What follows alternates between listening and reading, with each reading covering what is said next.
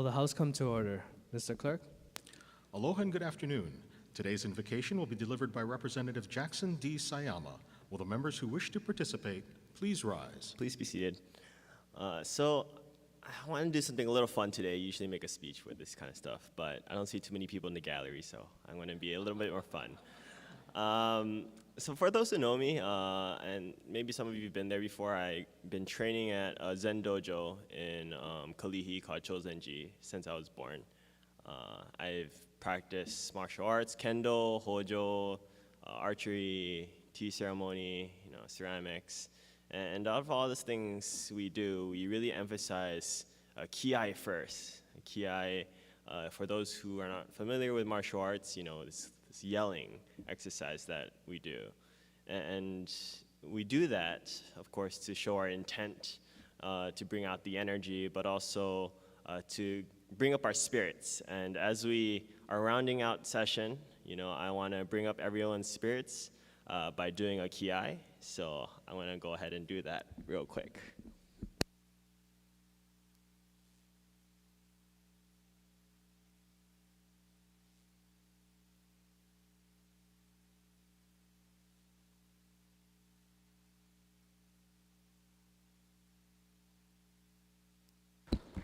Don't mess with Representative Sayama. Thank you, Representative Sayama. Item 2, reading of the journal. Representative Mar. Roll call. I was so distracted that I don't even know where I am on the agenda.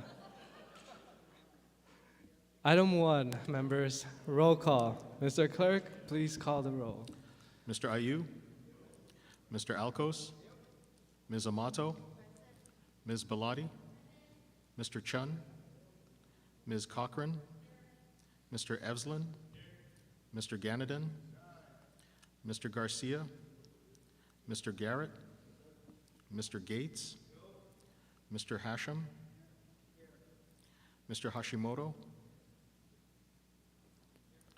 Mr. Holt, Ms. Hussey Burdick, Ms. Ichiyama, Ms. Kahaloa, Ms. Capella, Mr. Kila, Ms. Kitagawa, Mr. Kobayashi, Mr. Kong, Ms. Lachika, Ms. Lamusao, Ms. Lowen, Ms. Martin, Ms. Martinez, Mr. Matayoshi, Ms. Matsumoto, Mr. Mizuno, Ms. Morikawa, Ms. Nakamura, Mr. Nakashima, Mr. Nishimoto, Mr. Onishi, Ms. Peruso, Mr. Pirik, Ms. Poepoe, Mr. Quinlan, Mr. Saiki, Mr. Sayama, Ms. Souza,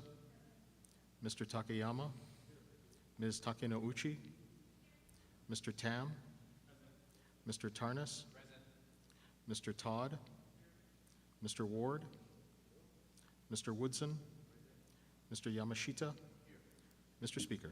Present. Mr. Speaker, all 51 members are present. Thank you. Item 2, reading of the journal. Representative Morikawa. Mr. Speaker, may this matter be deferred? So ordered. Item 3, Mr. Clerk, are there any messages from the governor? Yes, Mr. Speaker, we're in receipt of Governor's message number 1103, informing the House that the noted House bill was signed into law on March 28, 2023, and designated as Act 3. May this matter be received and filed. So ordered. Item 4, Mr. Clerk, are there any Senate communications? Yes, Mr. Speaker, we're in receipt of communications returning the noted House bill having passed third reading in the Senate. Representative Nakamura. Mr. Speaker, I move to disagree to the amendments made by the Senate to the noted House bill. Representative Morikawa. Mr. Speaker, I second the motion. Any discussions? Members, all those in favor say aye. All those opposed say no. The motion is carried. Members, are there any introductions? With no further, Representative Martinez. Hello. I have a guest in the gallery. It's Steve Morrison and Julia Kanan. They are from Las Vegas, and they own Milo Dawn, and they produce high-performance products. So please welcome them to the House of Representatives. And also, I want to introduce my office manager, Tracy Arakaki, and he's the guest of my guest today. Thank you, Mr. Speaker.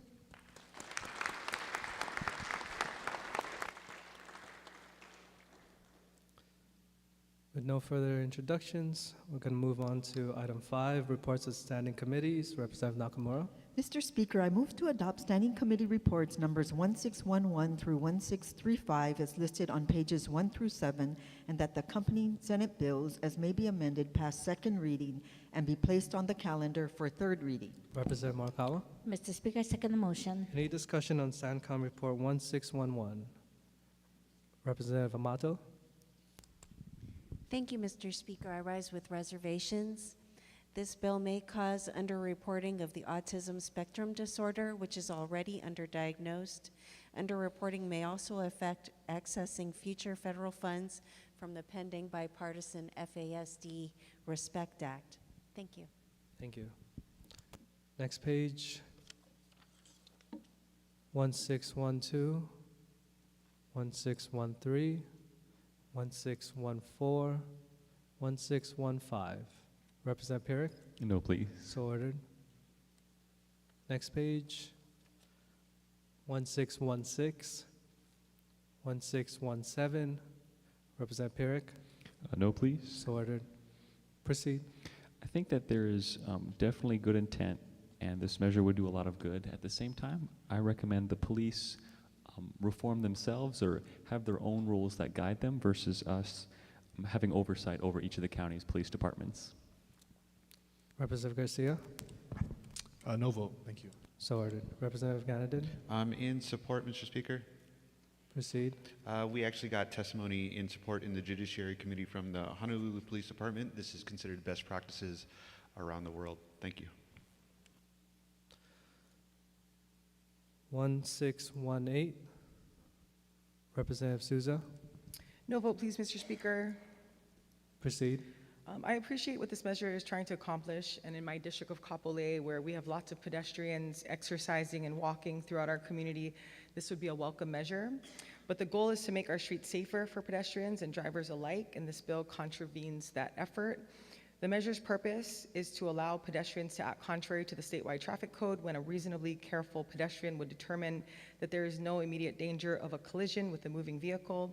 The Department of Transportation and Honolulu Police Department submitted testimony in opposition in the Judiciary Committee, and I agree with their viewpoints. This measure will create more liability for drivers who, of course, are still required to use due care in making sure they do not hit pedestrians who are acting contrary to the traffic code. The traffic code is in place for a reason, and I cannot support this measure. Thank you. Representative Ward. Thank you, Speaker. No vote and a comment, please. Proceed. Mr. Speaker, this bill legalizes, decriminalizes jaywalking. All of us jaywalk, but this makes it now an acceptable behavior. The difficulty is, recall just last week, many of us were out there with a Safe Streets rally. That was to not only give condolences, but sympathy with the mother of the young McKinley High School student who lost her life walking in a marked crosswalk and hit by a car, which hit by a truck, actually, a pickup truck that didn't even stop. The point is, Mr. Speaker, this goes backwards. It goes contrary to safety.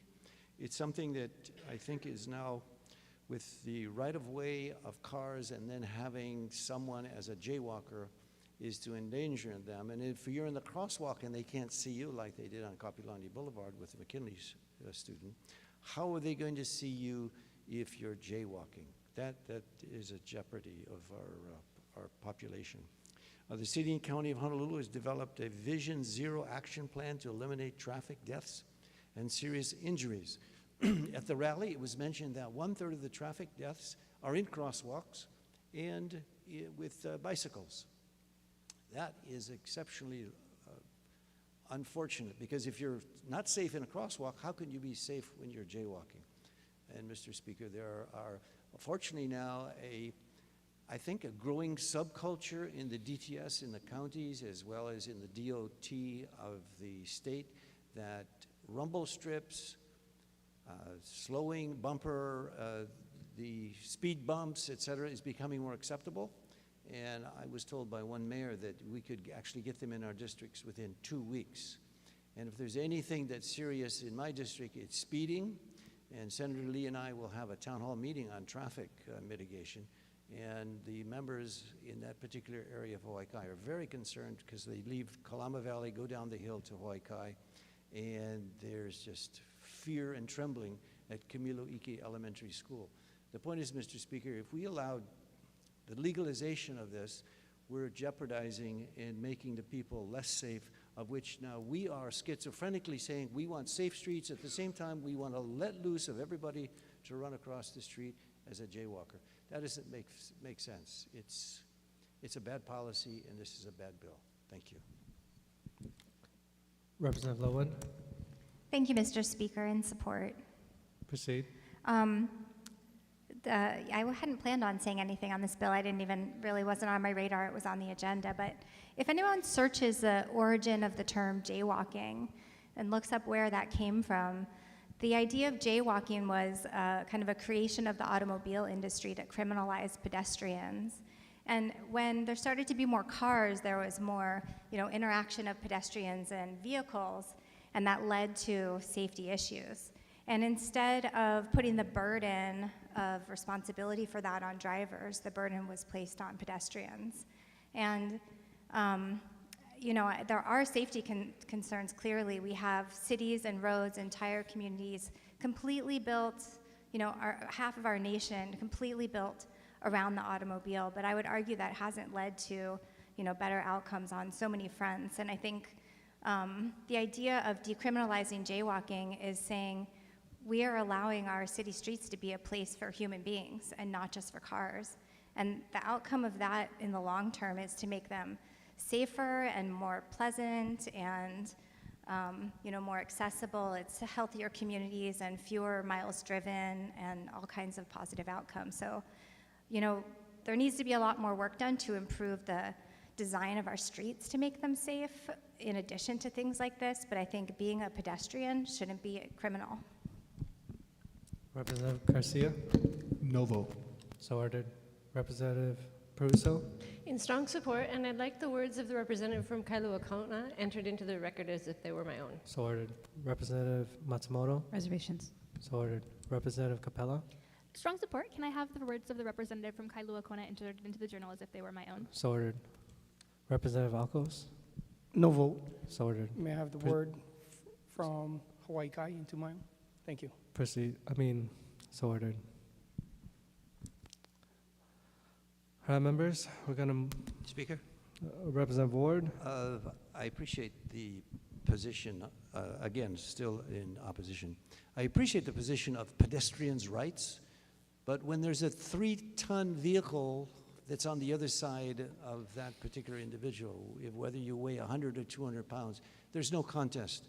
So having pedestrian rights to freely move wherever they want to move, I think is missing the whole point of what safety is. If people didn't think this was an issue, we wouldn't have the crime and all the other things that are going on with people are saying that we are soft on whatever we say in terms of regulations. And to go to the point of saying that this is best for pedestrians when we've killed so many of them in crosswalks, we're going to now, and this is the bottom line. We're going to be responsible when these people start dying in jaywalking because we're going to allow it and say it's going to encourage it. When things get legal, they get encouraged to change a behavior. And if you want to change a behavior to endanger people, that's not our job. Our first job as elected officials is the safety and the security of our population. And that's what we said when we did the constitutional oath. Giving jaywalking another opportunity to be free to cross anytime, anywhere, I think is just nonsensical. Thank you. Representative Hussey Burdick, Thank you, Mr. Speaker, in support. proceed. I just want to clarify for the record that this bill does not allow jaywalkers or pedestrians to cross the street at any time, any place, anywhere with a 300-pound vehicle in the road. This bill only allows them to act against the statewide traffic code when a reasonably careful pedestrian would determine that there is no immediate danger of a collision with a moving vehicle, which is something that I might venture to say every single one of us in this room has done at some point in our life. It just makes it so it's not criminalized and it doesn't ruin people's lives because of that. Thank you. Thank you. Members, we're going to move on to STANCOM Report 1619. Next page, 1620. Representative Garcia? No vote. So ordered. Representative Pierrick? No vote? So ordered. Proceed. So my understanding is that this bill would allow somebody to vote by mail, and then in the time after they voted by mail, but before the ballot is counted, if that person dies or becomes a felon, that vote still counts. Currently, the law says that you have to be alive to vote, and you can't be a felon to vote. I don't believe it's a good idea to allow felons or dead people to vote, because on the voting day, that's when it's most important, versus the day that they mail it in. So I'll be voting no. Representative Quinlan? In strong support, Mr. Speaker. Proceed. It strikes me, Mr. Speaker, that if our members of the military can vote while they are overseas, why can't we vote from the kingdom of heaven? Thank you. Representative Gannett. To clarify the remarks of a representative from District 39, those who have a felony conviction on their record and who are no longer on probation may absolutely vote in the state of Hawaii. This bill does make some technical clarifications, but it kind of standardizes what we already know to be true, that if you vote, you put it in the mail, you expect your vote to be cast. Thank you. Representative Matsumoto? Reservations. So ordered. Representative Alcos? No vote. So ordered. STANCOM Report 1621, 1622, 1623. Next page. 1624, 1625. Representative Garcia? No vote. So ordered. Representative Amato? No. So ordered. 1626, 1627. Next page.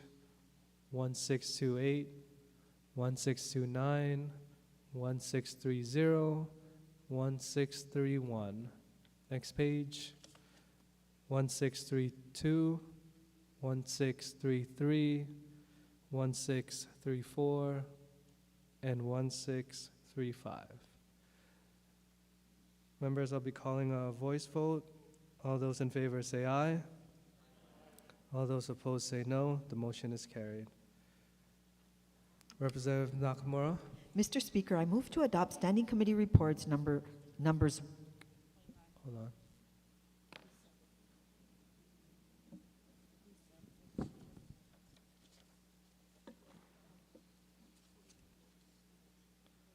Members, please note the 48-hour notice for HSCR number 1636 through 1640 as listed on page 8. Apologize for that, members. Let's move on to Representative Nakamura for that motion. Mr. Speaker, I move to adopt Standing Committee Reports numbers 1641 through 1658 as listed on pages 9 through 13, and that the accompanying House resolutions and House concurrent resolutions, as may be amended, be referred to their designated committees. Representative Morikawa? Mr. Speaker, I second the motion. Any discussion on STANCOM Report 1641 and 1642 in tandem? 1643 and 1644 in tandem? Next page. 1645 and 1646 in tandem? 1647 and 1648 in tandem? Next page. 1649 and 1650 in tandem? 1651 and 1652 in tandem? Next page. 1653 and 1654 in tandem? 1655 and 1656 in tandem? Next page. 1657 and 1658 in tandem? Chair will call a voice vote. All those in favor say aye. All those opposed say no. The motion is carried. Representative Nakamura. Mr. Speaker, I move to adopt Standing Committee Reports numbers 1659 through 1676 as listed on pages 13 through 18, and that the accompanying House resolutions and House concurrent resolutions as may be amended be adopted. Representative Morikawa. Mr. Speaker, I second the motion. Any discussion on 1659 and 1660 in tandem? Next page. 1661 and 1662 in tandem. 1663 and 1664 in tandem. Next page. 1665 and 1666 in tandem. Next page. 1667 and 1668 in tandem. Representative Garcia. No vote. So ordered. 1669 and 1670 in tandem. Representative Amato. In support, Proceed. with comments, to ensure energy independence from foreign nations, we do need renewable green energy sources. So I feel it's important to point out some aspects. Hydrogen generation can be green, but it is not always environmentally friendly, so not so green. The primary industrial method for generating 95% of hydrogen is the in-steam methane reforming method, where methane is reacted with steam to produce hydrogen. Methane use and loss are real concerns. To act responsibly, we must in advance ask, where does the reaction energy come from, and how much methane can escape the process? I remind you that methane accounts for 30% of global greenhouse effect and is 80 times more potent than carbon dioxide. Let me be very clear here. Globally, 95% of all hydrogen is produced by the methane SMR process. We must act with knowledge and forethought, not simply assume hydrogen is a clean fuel. We must be cautious about details, and as a body, we must understand the science as well as the economics so that we do not do more harm than good. And as do most of you, I support clean energy. Let us just make sure that we understand what clean energy really means and act accordingly. Thank you. Thank you. Next page. 1671 and 1672 in tandem. Representative Garcia. Reservations. So ordered. 1673 and 1674 in tandem. Next page. 1675 and 1676 in tandem. Representative Garcia. No vote. So ordered. Chair will call a voice vote. All those in favor say aye. All those opposed say no. The motion is carried. Members, are there any announcements? Oh, man. We're not even there yet. Representative Nakamura. Mr. Speaker, I move to adopt Standing Committee Reports numbers 1677 through 1682 as listed on pages 18 through 20, and that the accompanying House resolutions and House concurrent resolutions as may be amended be referred to their designated committees. Representative Morikawa. Mr. Speaker, I second the motion. Any discussion on 1677 and 1678 in tandem? Next page. 1679 and 1680 in tandem. 1681, next page, to 1682 in tandem. Representative Garcia. Reservations. So ordered. Chair will call voice vote. All those in favor say aye. All those opposed say no. The motion is carried. All right. Members, are there any announcements? Representative Matsumoto. Thank you, Mr. Speaker. I just wanted to remind all the members that the Women's Legislative Caucus Easter Basket Drive is coming up. It's going to be on April 5th and going to be right at the beginning across from the auditorium. And so if you can create your Easter baskets with the hygiene products that we have sent out in an email, that would be great. Keep the baskets in your office. Just bring them down right after session. I also wanted to announce that each of you have a ballot on your desk for the Easter Bunny, so you can vote for who you would like to be the Easter Bunny The runner-up will be the Easter chick. So please vote and turn in your ballots either to me or to my office in 302. Thank you so much. Thank you. Representative Kahaloa. Thank you, Mr. Speaker. Mr. Speaker, an hour ago in Kona, a memorial at the West Hawaii Veterans Cemetery was dedicated in the memory of 15 service members from West Hawaii who made the ultimate sacrifice in Vietnam. Though 50 years have passed since our troop left today, the cost of that war continues to be borne by the families of those killed in action and by the veterans that are still with us today. Like my father-in-law, Army Corporal Anthony Johnson, the invisible wounds that families and he sustained in service to his nation continue to impact his life and the life of our family today. On this Vietnam Veterans Day and every day, let us show our appreciation to our veterans and to the families and caregivers who support them. To my colleagues, including Vietnam veteran representative from Hawaii Kai, I want to just acknowledge those who fought in the Vietnam War and ask them to stand and be recognized for their work. Thank you. Were you a